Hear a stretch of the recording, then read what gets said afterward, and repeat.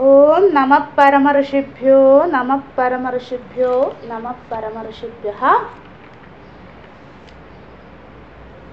ദ്വിതീയ അധ്യായം ബ്രഹ്മവിദ്യാപ്രകരണം ചതുർത്ഥ ബ്രാഹ്മണം മൈത്രേയി ബ്രാഹ്മണം ചതുർദശ മന്ത്രം. നമുക്ക് അത് മാത്രം ഒന്നുകൂടെ ചൊല്ലാം.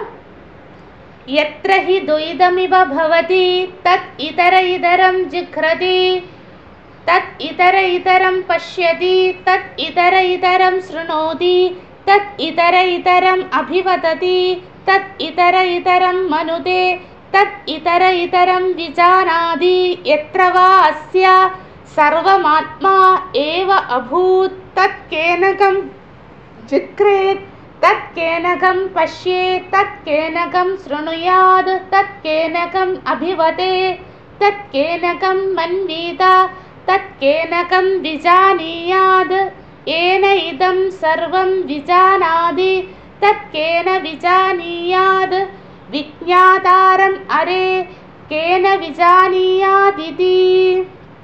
യാജ്ഞവൽക്യ മഹർഷിയെ നമസ്കരിച്ചുകൊണ്ട് നമുക്ക് ചതുർത്ഥ ബ്രാഹ്മണം തുടരാം. യാജ്ഞവൽക്യ മഹർഷി മൈത്രേയോടായിക്കൊണ്ട് പറഞ്ഞു, സൃഷ്ടിയുടെ കാരണം പരമാത്മാവ് തന്നെയാണ്, സ്ഥിതി കാരണവും പരമാത്മാവ്, അതിനുശേഷം ലയ കാരണവും പരമാത്മാവ് തന്നെയാണ്, അല്ലയോ മൈത്രേയി. ആ ഉപദേശ അനന്തരം മൈത്രേയിക്ക് ലയ കാരണം പരമാത്മാവാണ് എന്ന് പൂർണ്ണമായും ഉൾക്കൊള്ളുവാനുള്ള ആ അധികാരത്വത്തിലേക്ക് അല്ലെങ്കിൽ ആ മനസ്ഥിതിയിലേക്ക് മൈത്രേയി ഉയരാത്തത് കൊണ്ട് മൈത്രേയി തന്നെ യാജ്ഞവൽക്യ മഹർഷിയോട് ചോദ്യം ചോദിച്ചു, ഹേ ഭഗവൻ, അങ്ങ് പറയുന്നത് എനിക്ക് മനസ്സിലായിട്ടില്ല, അതായത് 12ാമത്തെ മന്ത്രം എനിക്ക് ഉൾക്കൊള്ളുവാൻ സാധിച്ചിട്ടില്ല, അതുകൊണ്ട് അങ്ങനെ മോഹത്തിൽ വിട്ടിരിക്കുകയാണ് അല്ലേ, അമൂമുഹത്. നമ്മൾക്ക് വേണ്ടിയാണ് മൈത്രേയി ചോദിക്കുന്നത്, അല്ലാണ്ട് മൈത്രേയിയുടെ അനധികാരം കൊണ്ടല്ല. നമ്മൾക്ക് ഇനിയുള്ള തലമുറ മൈത്രേയി ബ്രാഹ്മണം പഠിക്കുമെന്നറിയാം. അപ്പം നമ്മളെപ്പോലെയുള്ള അനധികാരികൾക്ക് വേണ്ടി മൈത്രേയി ചോദിച്ചു. ലയം എന്ന ആ മഹാസംഭവം ഉണ്ടല്ലോ, എനിക്ക് ആ ഭയത്തിൽ നിന്നും രക്ഷപ്പെടാൻ ആകുന്നില്ല, ഞാൻ ടോട്ടലി ഡെല്യൂട്ടഡ് അല്ലെ എന്ന വാക്കായിരുന്നു അമൂമുഹത്. ഞാൻ പൂർണ്ണമായും സംശയത്തിലാണ്ടിരിക്കുകയാണ്. എങ്ങനെയാണ് സർവ്വജീവാത്മാക്കളും മരിച്ചതിന് ശേഷം പരമാത്മാവിലേക്ക് ലയിക്കുക അല്ലേ? നമ്മൾ പല ഉപനിഷത്തുക്കളിലും ലയ കാരണം പഠിച്ചിട്ടുണ്ട് അല്ലേ? അതിനുശേഷം എന്താണ് നമ്മൾ പരമാത്മാവിൽ എങ്ങനെയാ ലയിക്കുക? നമ്മൾ ഇതൊന്നും കാണുന്നില്ലല്ലോ. ആ സൃഷ്ടി ഞാൻ കാണുന്നുണ്ട് അല്ലേ? നമ്മുടെ സൃഷ്ടി കാണുന്ന സമയത്ത് നമുക്ക് ആ അറിവില്ല, പക്ഷെ മറ്റു പല ജീവാത്മാക്കളുടെയും സൃഷ്ടി കാണുന്നു. മാതൃഗർഭത്തിൽ നിന്നും പുറത്തു വരുന്നു, സമ്മതിച്ചു പരമാത്മാവ് അത് ചെറിയൊരു ആ ജീവനെ വളർന്ന് വളർന്ന് വളർന്ന് മാതൃഗർഭത്തിൽ അതിന് പാകമായി അത് പുറത്തേക്ക് വരുന്നു. അതിനുശേഷം തനിയെ അതിനൊരു അസ്തിത്വം, പിന്നെ അതിനുള്ള വളർച്ച, അതിൻ്റെ സ്ഥിതി, പ്രകൃതിയിൽ നിന്നും അത് എല്ലാം ഉൾക്കൊണ്ടുകൊണ്ട് അത് നിലനിൽക്കുന്നത് ഞാൻ കാണുന്നു. അതിൻ്റെ ഓരോ ഘട്ടങ്ങൾ ഞാൻ കാണുന്നു. അതിനുശേഷം അത് മരണമെത്തുമ്പോൾ ഇത് എങ്ങടാ പോകുന്നെന്ന് മാത്രം നമ്മൾ കാണുന്നുമില്ല, മനസ്സിലാകുന്നുമില്ല. അതുകൊണ്ട് മരണഭയവും കൂടി ഉള്ളതും കൊണ്ട് എനിക്ക് ഇത് ഉൾക്കൊള്ളുവാൻ സാധിക്കുന്നില്ല, ഹേ ഭഗവൻ എന്ന് മൈത്രേയി പറഞ്ഞു. അപ്പോൾ യാജ്ഞവൽക്യ മഹർഷി പറഞ്ഞു, എന്തുകൊണ്ട് നിനക്ക് ഉൾക്കൊള്ളാൻ സാധിക്കുന്നില്ല? ഞാൻ നിന്നെ മോഹത്തിലാക്കിയിട്ടില്ല, ഞാനുള്ള കാര്യം ഉള്ളതുപോലെ. യാജ്ഞവൽക്യ മഹർഷി വളരെ സ്ട്രെയിറ്റ് ഫോർവേഡാണ്, എല്ലാം നേരിട്ടങ്ങ് പറയും. പക്ഷേ അത് ഉൾക്കൊള്ളുവാൻ സാധിക്കാത്തത് നിന്റെ അനധികാരം കൊണ്ടാണ്. അതുകൊണ്ട് നീ എന്ത് ചെയ്യണം മൈത്രേയി? ഇതം വിജ്ഞാനായ, എനിക്കിതാ പറഞ്ഞു തരാനുള്ളൂ, നീ അതിന് അറിവ് നേടിയെടുക്കുവാനായി, അല്ലെങ്കിൽ ലയ കാരണം പരമാത്മാവ് തന്നെയാണ് എന്ന് നിനക്ക് ദൃഢമാക്കുവാനായിക്കൊണ്ട് നീ നിന്റെ അധികാരത്തെ വളർത്തു. എന്തൊക്കെ? ഉപാസനാദികളിലൂടെ ചിത്തശുദ്ധി നേടൂ അല്ലേ, വൈരാഗ്യം ആർജിക്കൂ, മരണം എന്നത് സുനിശ്ചിതമാണ് എന്ന് നീ ഉൾക്കൊള്ളൂ, വിവേകം കൂട്ടു, വൈരാഗ്യം കൂട്ടു, ഇത്യാദി ഇത്യാദികളാണ് വിജ്ഞാനായ എന്ന ഒറ്റ വാക്കിൽ യാജ്ഞവൽക്യ മഹർഷി പറഞ്ഞു കൊടുക്കുന്നത് മൈത്രേയിക്ക്.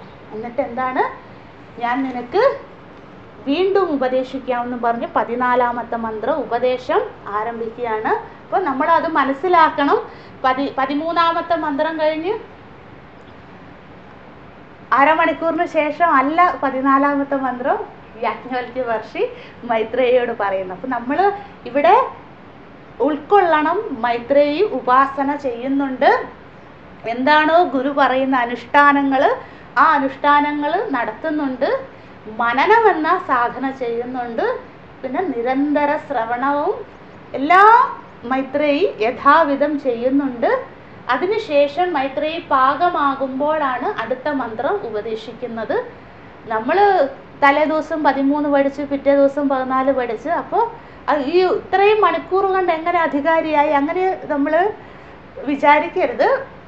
ഇത് എത്രയോ നാളുകൊണ്ടായിരിക്കും ഇതൊക്കെ ഉപദേശിച്ചു കൊടുത്തത്. അല്ലാണ്ട് ഒറ്റ ദിവസം കൊണ്ടോ അല്ലെ 14 മന്ത്രം 14 ദിവസം കൊണ്ടൊന്നും അല്ല പറഞ്ഞു കൊടുത്തത്. അപ്പം ആ മൈത്രേയി എന്താണോ ഗുരു നിർദ്ദേശിച്ച സാധനകൾ അനുഷ്ഠിച്ചു.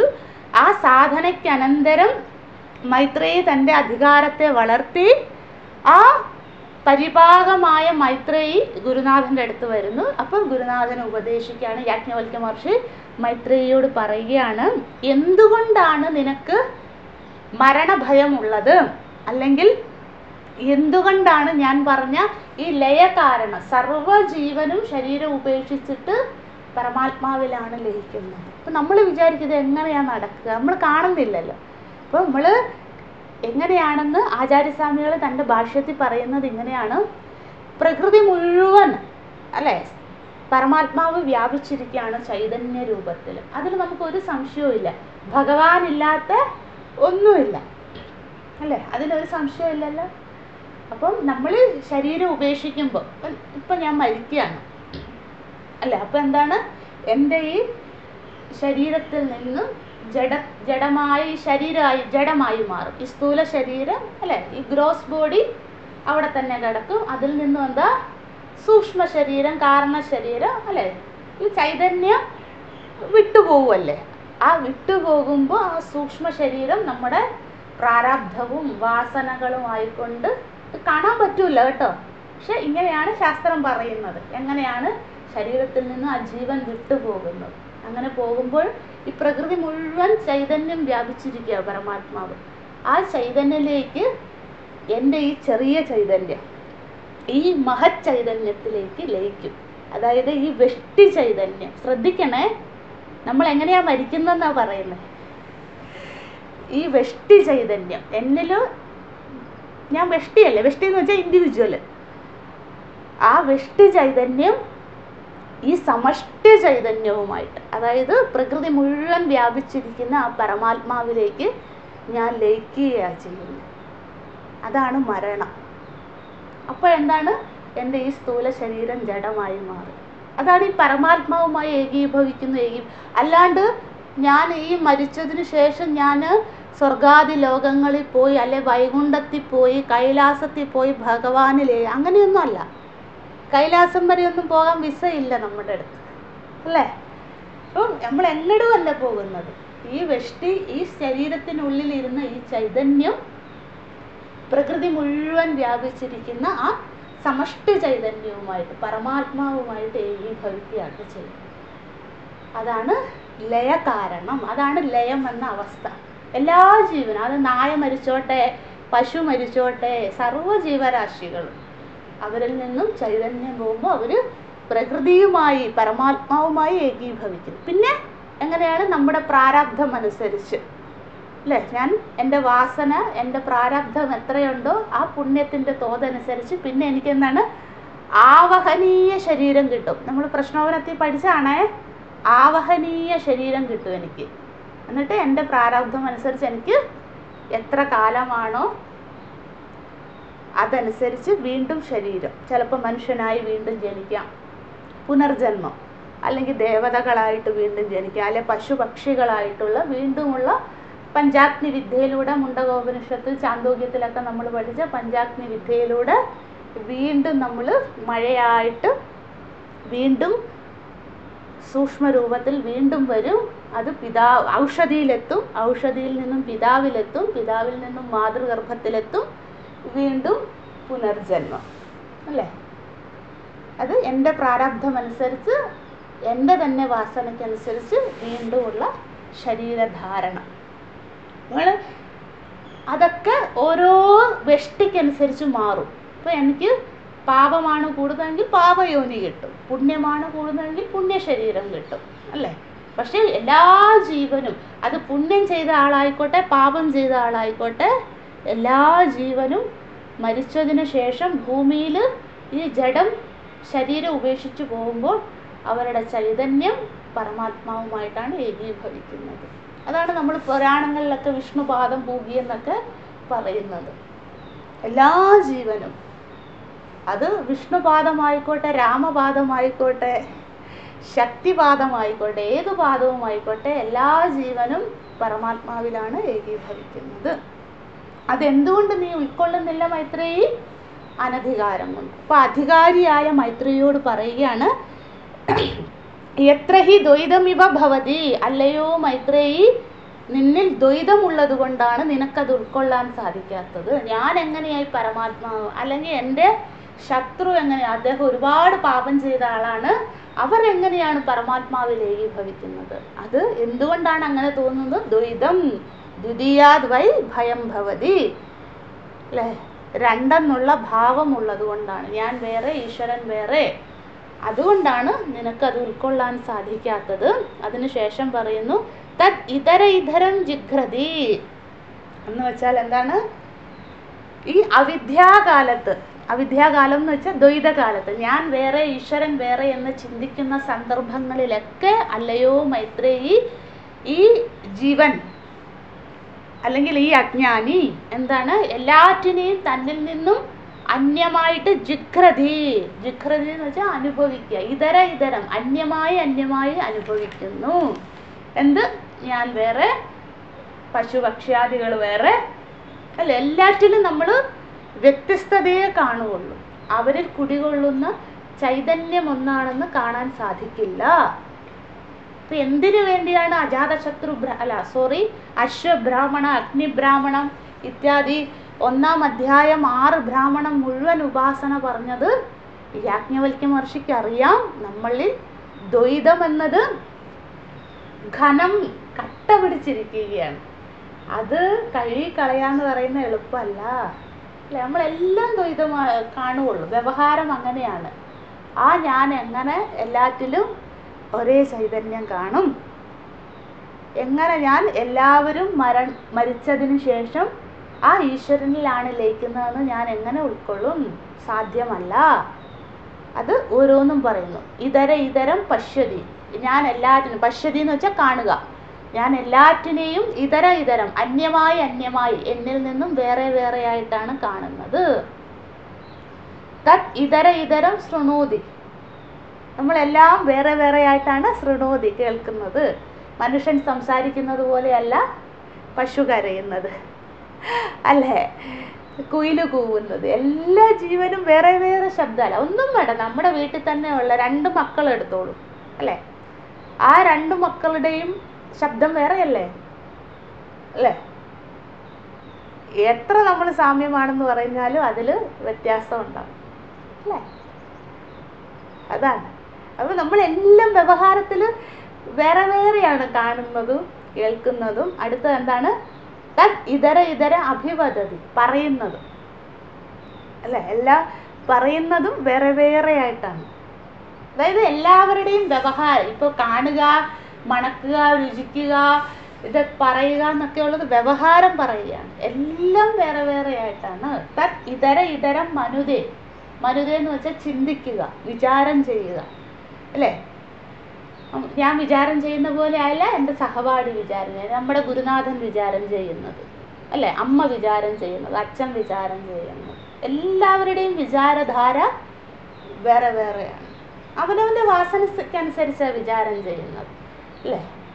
നമ്മൾ ഇപ്പം നമ്മൾ ബസ്സിൽ യാത്ര ചെയ്യുകയാണ്, വെറുതെ ഒരാളോട് ദേഷ്യം, ഒരു കാരണവും കാണില്ല, ട്രെയിനിൽ യാത്ര ചെയ്യുന്നത് വെറുതെ ഒരാളോട് നമുക്ക് മനസ്സിൽ ഇഷ്ടവും തോന്നും അല്ലേ, വെറുതെ ഒരാളോട് മനസ്സിൽ ദേഷ്യവും തോന്നും. എൻ്റെ വിചാരം അതനുസരിച്ചായിരിക്കും. അയാളെ കാണുമ്പോൾ എനിക്ക് ദേഷ്യമാണെങ്കിൽ എൻ്റെ വിചാരം എന്നത് ക്രോധ വിചാരമായിരിക്കും. അല്ല, അയാളെ കാണുമ്പോൾ എനിക്ക് ഇഷ്ടമാണെങ്കിൽ, ആദ്യമായിട്ട് കാണും, ഒരു പരിചയമില്ല, പക്ഷേ എനിക്കൊരിഷ്ടം തോന്നിയാൽ എന്തോ പരിചയം ഉണ്ടല്ലോ. നമ്മുടെ ജീവിതത്തിലൊക്കെ നടക്കുന്ന അനുഭവമാണിത്. അപ്പോൾ എൻ്റെ മനസ്സിലെ വിചാരം എന്തായിരിക്കും? ഇഷ്ടം എന്ന വിചാരമായിരിക്കും, സ്നേഹം എന്ന വിചാരമായിരിക്കും. പക്ഷെ അയാൾക്ക് തിരിച്ച് ചിലപ്പോൾ എന്നോട് ദേഷ്യം എന്ന വിചാരമായിരിക്കും അല്ലേ. അപ്പോൾ ഓരോ ജീവന്റെയും ചിന്താധാര വേറെയാണ്. അത് പറയും ഇതരം വിജാനീയാത്, അറിയുന്നത് അല്ലേ. നമ്മളിപ്പോൾ ഒരു ക്ലാസ്സിൽ 30 കുട്ടികളിരിക്കും. നമ്മൾ സ്കൂളിലൊക്കെ പഠിച്ചപ്പോൾ അങ്ങനെയായിരുന്നല്ലോ അല്ലേ. നമ്മുടെ ടീച്ചർ നമുക്ക് പറഞ്ഞു തരാം, 30 കുട്ടികളും 30 രീതിയിലാണ് മനസ്സിലാക്കുന്നത് അല്ലേ. ഇത് ഓരോരുത്തരുടെയും വാസന അനുസരിച്ച്, ഓരോരുത്തരുടെയും മനസ്സിൻ്റെ സ്ഥിതി അനുസരിച്ച്. ഒരാൾക്ക് നല്ല ശ്രദ്ധ ഒരു തവണ കേട്ടാൽ മതിയായിരിക്കും, ഒരാൾക്ക് 100 തവണ കേൾക്കണമായിരിക്കും അല്ലേ. അപ്പോൾ അവർ വിചാരം ചെയ്യുന്നത് അവരുടെ ശ്രദ്ധയ്ക്കനുസരിച്ച്, അവരുടെ വാസനയ്ക്കനുസരിച്ച് എല്ലാം അറിയുക, കേൾക്കുക ഇത്യാദികളെല്ലാം മാറിക്കൊണ്ടേയിരിക്കും എന്ന് പറയുകയാണ്. അത് എന്താണ് ഇവിടെ പറയുന്നത് യാജ്ഞവൽക്യ മഹർഷി? അല്ലയോ മൈത്രേയി, വ്യവഹാരം എന്നത് ഓരോ ജീവനും ഓരോ തരത്തിലാകുന്നു. യത്രവാ അസ്യ സർവം ആത്മാ ഏവം അഭൂത്. അത് ഇമ്പോർട്ടൻ്റ് ആണ്. യത്രവാ അസ്യ സർവം ആത്മാ അഭൂത്. അല്ലയോ മൈത്രേയി, എപ്പോഴാണോ, യത്രവാ എപ്പോഴാണോ, അസ്യ സർവമാത്മാ ഏവം അഭൂത്, അതായത് എല്ലാറ്റിലും ഒരേ ആത്മാവാണെന്ന് നീ അഭൂത് അറിയുന്നത്, തിരിച്ചറിയുന്നത്, മനസ്സിലാക്കുന്നത്. എല്ലാ ജീവികളും കാണുന്നതും കേൾക്കുന്നതും മണക്കുന്നതും രുചിക്കുന്നതും ഒക്കെ വേറെ തന്നെ. അതായത് വ്യവഹാരം എന്നത് ദ്വൈതം തന്നെയാണ്. അതൊക്കെ സമ്മതിച്ചു മൈത്രേയി. പക്ഷേ ആ ജീവാത്മാക്കൾക്കൊക്കെ അറിയാൻ സാധിക്കുന്നത്, ചിന്തിക്കാൻ സാധിക്കുന്നത്, കാണാൻ സാധിക്കുന്നത്, കേൾക്കാൻ സാധിക്കുന്നത്, രുചിക്കാൻ സാധിക്കുന്നത് എല്ലാം ആ ജീവാത്മാവിൽ ചൈതന്യമുള്ളത് കൊണ്ടാണ്. ആ ജീവാത്മാക്കളുടെ ഇന്ദ്രിയങ്ങളാൽ അറിയുന്ന സർവവികാരങ്ങളും അവരിൽ ചൈതന്യം കുടികൊള്ളുന്നത് കൊണ്ടാണ്. ആ ചൈതന്യം ഒന്നാണ് മൈത്രേയി, അതിന് മാറ്റമില്ല.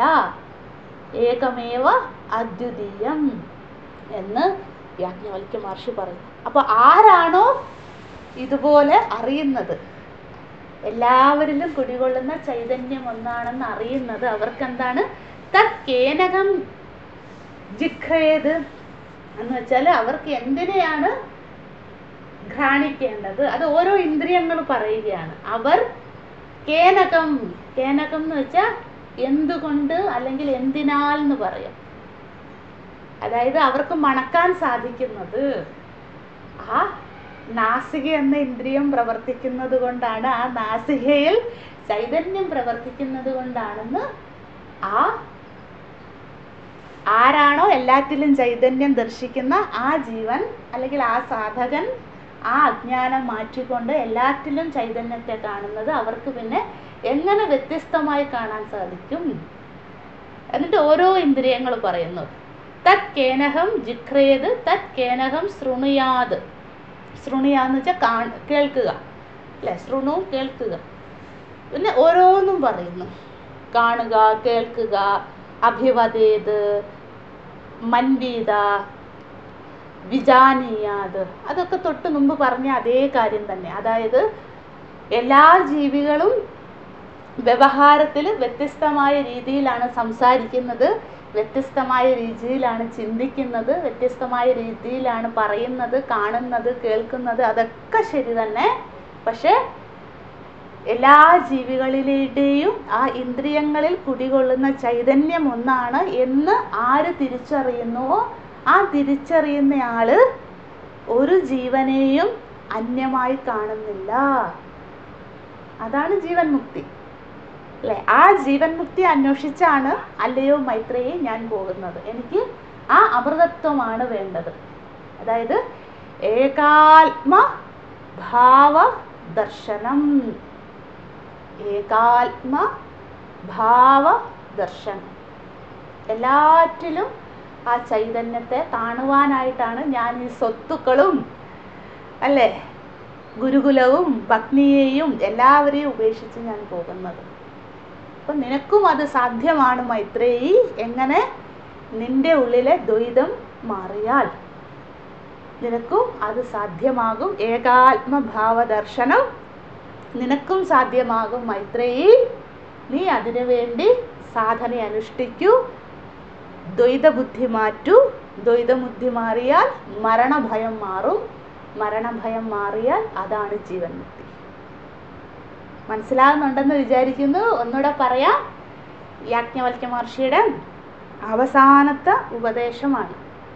അല്ലയോ മൈത്രേയി, ഞാൻ ഈ അദ്വൈതത്തിന് വേണ്ടിയാണ്. എൻ്റെ ഉള്ളിലും ദ്വൈതബുദ്ധിയുണ്ട് അല്ലേ? അതുകൊണ്ട് അത് മാറാനായിട്ടാണ് ഞാൻ സർവവും ഉപേക്ഷിച്ച് ഉദ്യാസൻ അല്ലേ, ഞാൻ ഉയർന്ന ആശ്രമത്തിലേക്ക് പോകുന്നത്.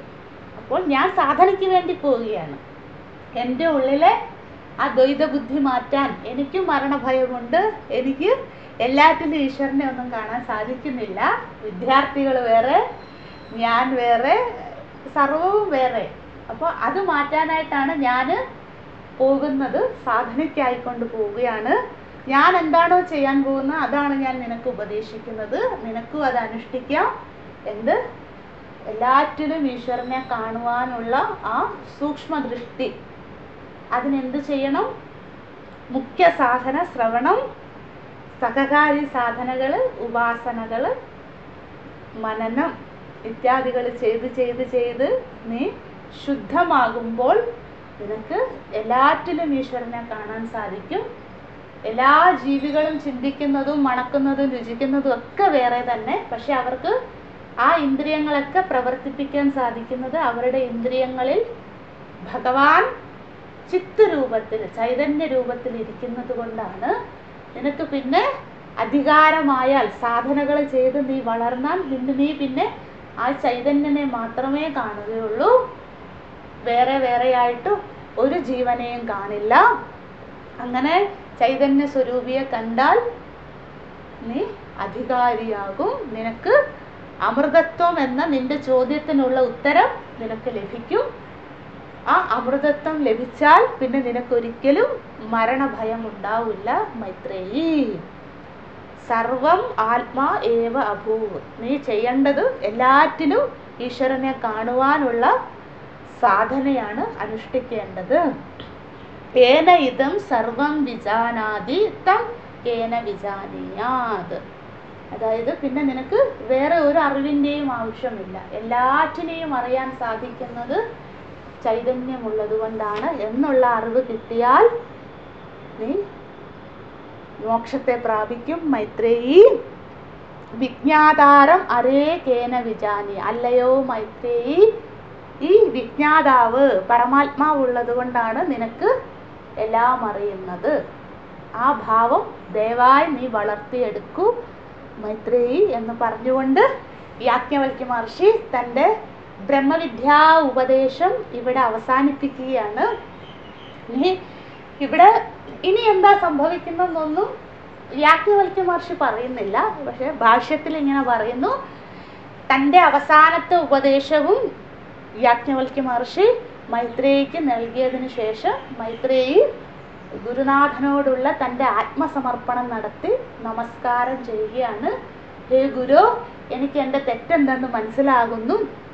എന്തിനാണ് അങ്ങ് ഞങ്ങളെയും സ്വത്തും ഗുരുകുലവും ഒക്കെ ഉപേക്ഷിച്ച് പോകുന്നത് എന്ന് ഞാൻ പൂർണ്ണമായും ഉൾക്കൊള്ളുന്നു. അതുകൊണ്ട് ഞാൻ ഇനി അങ്ങയെ തടയുകയില്ല. അല്ലേ? ആദ്യം തടഞ്ഞു വെച്ചല്ലോ, പോകരുത്, എനിക്കും അത് തന്നിട്ടേ പോകാവുള്ളൂ. അപ്പോൾ എനിക്ക് മനസ്സിലാകുന്നു അങ്ങ് എന്തിനാണ് പോകുന്നതെന്ന് മനസ്സിലാകുന്നു. അതിൽ കൂടുതലൊന്നും ലഭിക്കാനില്ല എന്നും ഞാൻ മനസ്സിലാക്കുന്നു. അതുകൊണ്ട് അങ്ങ് സന്തോഷത്തോടുകൂടി തൃപ്തനായി മടങ്ങിയാലും എന്ന് പറഞ്ഞുകൊണ്ട് പത്നി പതിക്ക് അനുമതി നൽകുകയാണ്. അങ്ങനെയായിരുന്നു പണ്ട് നമ്മുടെ ഭാരത സംസ്കാരം അല്ലേ. ഇപ്പൊ ആരെ ബഹുമാനിക്കാനാണ് അല്ലേ. പതിയുടെ അനുമതി വേണം പത്നിക്കും, പത്നിയുടെ അനുമതി വേണം പതിക്കും. അങ്ങനെ ഒരു കാലഘട്ടമായിരുന്നു. അപ്പോൾ അല്ലെങ്കിൽ അത് യാജ്ഞവൽക്യ മഹർഷി ചെയ്യുന്ന തെറ്റാണ്, അദ്ദേഹത്തിന് പാപമുണ്ടാകും. അതുകൊണ്ട് എന്താണ്, പത്നിക്ക് വേണ്ടതിനെയെല്ലാം എന്താണോ മൈത്രേയി ആവശ്യപ്പെട്ടത് അതിനെയെല്ലാം കൊടുത്തു മൈത്രേയിയെ തൃപ്തയാക്കി. എന്താണോ തൻ്റെ തെറ്റെന്നും മൈത്രേയിക്ക് മനസ്സിലായി, ആ തെറ്റ് തിരുത്തുവാനുള്ള സാധനകൾ യാജ്ഞവൽക്യ മഹർഷി ഉപദേശിച്ചു കൊടുത്തു. ആ സാധനയെ ഞാൻ അനുഷ്ഠിക്കാം എന്ന് മൈത്രേയി വാക്ക് കൊടുത്തുകൊണ്ട് യാജ്ഞവൽക്യ മഹർഷി പോവുകയാണ് തൻ്റെ ആശ്രമത്തിലേക്ക്. അതായത് ഉദ്യാസൻ തനിക്ക് മോക്ഷത്തിന് വേണ്ടി, അതായത് ദ്വൈതം മാറുവാനായിട്ടുള്ള, ദ്വൈത ബുദ്ധി മാറുവാനായിട്ടുള്ള സാധനകൾ അനുഷ്ഠിക്കുവാൻ യാജ്ഞവൽക്യ മഹർഷി പോകുന്നു. എല്ലാം ഉപേക്ഷിച്ചുകൊണ്ടും മൈത്രേയി എന്താണോ തനിക്ക് കിട്ടിയ ആ വിലമതിക്കാനാവാത്ത അമൂല്യമായ സ്വത്തിനെ സ്വീകരിച്ചുകൊണ്ട് മൈത്രേയിയും തൻ്റെ സാധന തുടരുന്നു എന്ന് പറഞ്ഞുകൊണ്ട് അവസാനിപ്പിക്കുകയാണ് യാജ്ഞവൽക്യ മഹർഷി. അഥ ദ്വിതീയോധ്യായഃ ബ്രഹ്മവിദ്യാ പ്രകരണം ചതുർത്ഥ ബ്രാഹ്മണം മൈത്രേയീ ബ്രാഹ്മണം സമാപ്തം. ഓം നമഃ പരമർഷിഭ്യോ നമഃ പരമർഷിഭ്യോ നമഃ പരമർഷിഭ്യഃ. ഓം നമോ ബ്രഹ്മാദിഭ്യോ ബ്രഹ്മവിദ്യാ സംവൃതായ കർത്തൃഭ്യോ വംശഋഷിഭ്യോ മഹദ്ഭ്യോ നമോ ഗുരുഭ്യഃ. സർവോപപ്ലവരഹിതഃ പ്രജ്ഞാനഘനഃ പ്രത്യഗർത്ഥോ ബ്രഹ്മൈവാഹമസ്മി. ഓം പൂർണ്ണമദഃ പൂർണ്ണമിദം പൂർണ്ണാത് പൂർണ്ണമുദച്യതേ പൂർണ്ണസ്യ പൂർണ്ണമാദായ പൂർണ്ണമേവാവശിഷ്യതേ. ഓം ശാന്തി ശാന്തി ശാന്തിഃ. ഹരിഃ ഓം. ശ്രീ ഗുരുഭ്യോ നമഃ. ഹരിഃ ഓം.